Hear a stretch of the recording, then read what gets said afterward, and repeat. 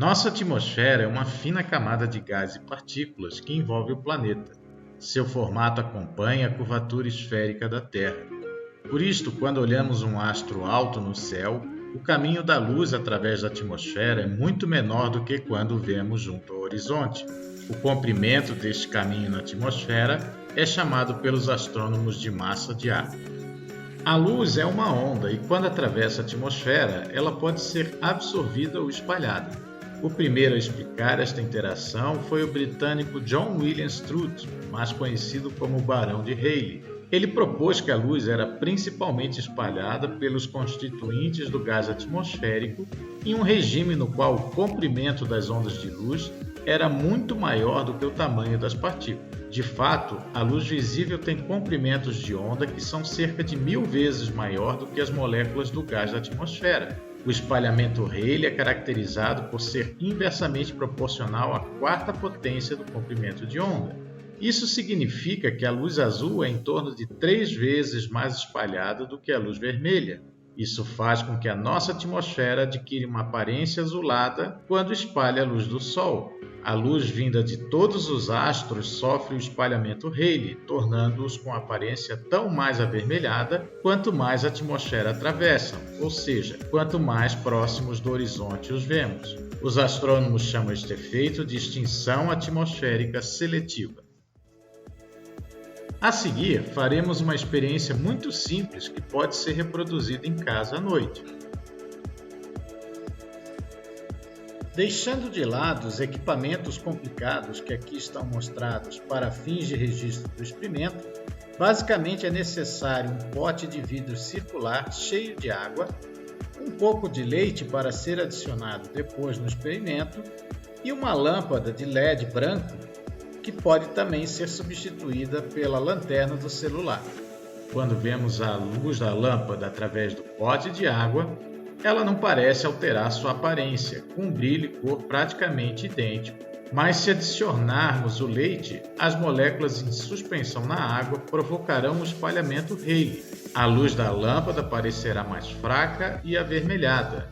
Note também que o pote parece ficar aceso, pois a luz da lâmpada é espalhada em todas as direções, assim como acontece com a luz do Sol na atmosfera. Adicionando mais leite à água equivale a ter mais partículas em suspensão e provocar uma extinção na luz da lâmpada ainda maior, deixando-a mais vermelha e mais fraca. Isso é o mesmo que ocorre com a luz do Sol em dias de seca. Quando olhamos a distribuição das intensidades da luz através das cores, mais conhecido como espectro, vemos que a luz azul tem menor transmissão e maior espalhamento do que a luz vermelha. Em períodos secos ou com muitas queimadas no entorno, a atmosfera fica com uma quantidade de partículas muito maior. Isso causa espalhamento e absorção maiores, intensificando os efeitos sobre a luz que atravessa a atmosfera. Para mostrar isso, utilizaremos 2 equipamentos dos laboratórios da Física da Unifei para observar o Sol em um dia sem nuvens no período seco do mês de agosto. O primeiro é um luxímetro, aparelho que mede a intensidade total da luz visível. O segundo é um espectrômetro, aparelho capaz de medir a intensidade de luz ao longo das cores. Um espectro nada mais é do que a decomposição da luz em suas diversas cores, como faz um prisma ou como ocorre em um arco-íris. Medimos a intensidade e o espectro do Sol ao meio-dia e no final da tarde, quando este já estava próximo do horizonte. As medidas com o luxímetro foram efetuadas ao longo da tarde e mostram uma queda acentuada do brilho do Sol de 28%. Mais de 2 vezes maior do que o valor normal. O espectro do Sol mostra estruturas que têm origem na fotosfera do Sol, como as linhas de hidrogênio, cálcio, magnésio e sódio, assim como linhas da nossa atmosfera, do oxigênio molecular e do vapor de água. O primeiro a notá-las foi o Sacro Imperial Romano Joseph von Fraunhofer. A comparação dos 2 espectros obtidos ao meio-dia e às 17h15 quando o Sol já estava próximo ao horizonte, mostram uma diminuição do brilho do Sol em todas as cores, mas mais acentuada no azul.